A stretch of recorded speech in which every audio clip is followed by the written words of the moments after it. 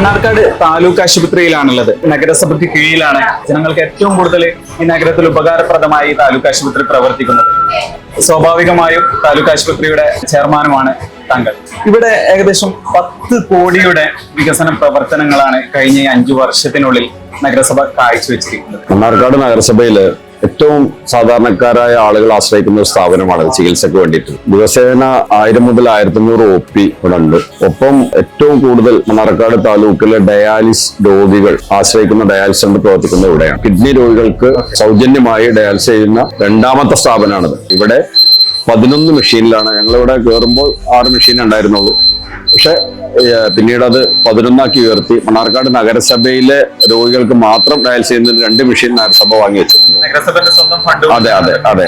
അതോടൊപ്പം തന്നെ ഓരോ വർഷവും ഡയാലിസിസ് രോഗികൾക്ക് സൗജന്യമായ ഡയാലിസിസ് കിറ്റുകളും അനുബന്ധ കാര്യങ്ങളും വാങ്ങുന്നതിന് വേണ്ടി 30 ലക്ഷം രൂപ അത് വെച്ചിരുന്നു. അതുകൊണ്ട് തികയാതെ ഈ വർഷം 40 ലക്ഷം രൂപ വെച്ചിട്ട് സാധാരണക്കാരായ ജോലിക്കാര് മറ്റുള്ള ആളുകൾക്കൊക്കെ ഇവിടെ ഉച്ചവരെയാണ് OP ഉള്ളത്. നഗരസഭ കൗൺസിൽ തീരുമാനം എടുത്തുകൊണ്ട് ഈവനിങ് OP ഇവിടെ തുടങ്ങി. 10 ലക്ഷം രൂപയാണ് അതിന് ഒരു വർഷം മാറ്റി വെച്ചിട്ടുള്ളത്. ഒരു ഡോക്ടർ, ഫാർമസിസ്റ്റ് ഇതിനുണ്ട്. അപ്പോൾ അത് ആളുകൾക്ക് വലിയൊരു സഹായമാണ്. അടിസ്ഥാന സൗകര്യ വികസനങ്ങളിൽ എന്തൊക്കെ ആവശ്യങ്ങളുണ്ടോ അത് മുഴുവൻ, നല്ല ലാബ്, എക്സ്റേ പഴയ മെഷീനായിരുന്നു. 40 ലക്ഷം രൂപ ഇതിനോട് വെച്ചിട്ടുണ്ട്. MP ഫണ്ട് ഉപയോഗിച്ചുകൊണ്ട് ഇതിന്റെ മേലെ 1 കോടി രൂപ ചെലവിൽ ആധുനിക രീതിയിലുള്ള എല്ലാ സൗകര്യത്തോടും കൂടിയ ഡയാലിസിസ് സെന്റർ തുടങ്ങുക എന്നുള്ളൊരു തീരുമാനം വന്നു. പുതിയ ഒരു RO പ്ലാന്റ് അവിടെ നിർമ്മാണം നടന്നുകൊണ്ടിരിക്കുക. അത് കഴിയുന്ന മുറക്ക് ഒരു മാസത്തിനുള്ളിൽ 16 ഡയാലിസിസ് മെഷീനോട് കൂടി ഈ ക്യൂവിലുള്ള ആൾക്കാർക്ക് കൂടി ഉപകാരം കിട്ടുന്ന രൂപത്തിൽ പുതിയ ഡയാലിസിസ് സെന്റർ നമുക്ക് തുറക്കാൻ കഴിയും. ഒപ്പം മറ്റുള്ള ലിഫ്റ്റ്,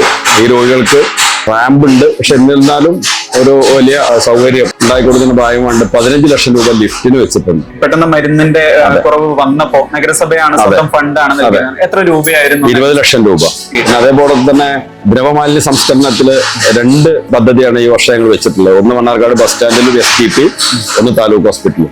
65 ലക്ഷം രൂപ ചെലവിലാണ് അടുത്ത് തന്നെ നിർമ്മാണം തുടങ്ങും. കിഫ്ബിയിൽ ഉൾപ്പെടുത്തിക്കൊണ്ട് 10 കോടി ചെലവിൽ ആധുനിക രീതിയിലുള്ള ഒരു കെട്ടിടം പണി പൂർത്തിയാവുന്നു. ഒപ്പം മണ്ണാർക്കാട് നഗരസഭയുടെ മാസ്റ്റർ പ്ലാനിൽ ഇതിന്റെ ബാക്കിൽ MLA ഈ ഒരു കെട്ടിടം, ഇതും പുതിയ കെട്ടിടമാണ്. അവിടെ വലിയ ഒരു പദ്ധതി അണ്ടർഗ്രൗണ്ട് പാർക്കിംഗ് ഉൾപ്പെടെ മണ്ണാർക്കാട് നഗരസഭയുടെ മാസ്റ്റർ പ്ലാനിൽ ഇത് കയറ്റിയിട്ടുണ്ട്. ആരോഗ്യ സ്റ്റാൻഡിംഗ് കമ്മിറ്റി ചെയർമാൻ ഉണ്ട്.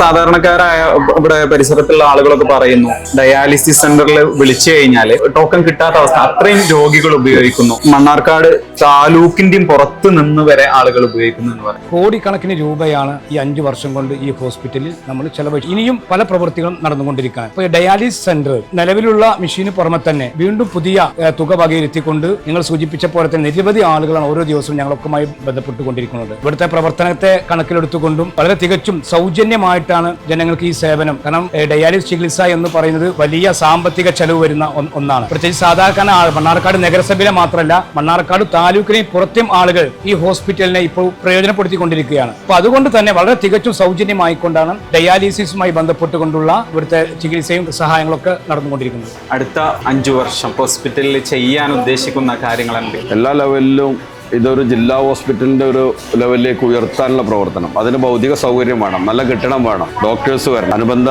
സ്റ്റാഫുകൾ വേണം, ആധുനിക രീതിയിലുള്ള മറ്റ് സൗകര്യങ്ങൾ എന്തൊക്കെയുണ്ടോ അത് മുഴുവൻ ഇവിടെ വരുത്തണം. ഒപ്പം കണ്ണ് ഓപ്പറേഷൻ ഉൾപ്പെടെയുള്ള തിയേറ്റർ അതിനുവേണ്ടി ഒരുക്കുന്നുണ്ട്. അങ്ങനെ എല്ലാ രോഗികൾക്കും എല്ലാ ആളുകൾക്കും സാധാരണക്കാർക്ക് പ്രാപ്യമായ രീതിയിൽ ചികിത്സ ഒരുക്കുക എന്നുള്ളതാണ് ഞങ്ങളുടെ ലക്ഷ്യം.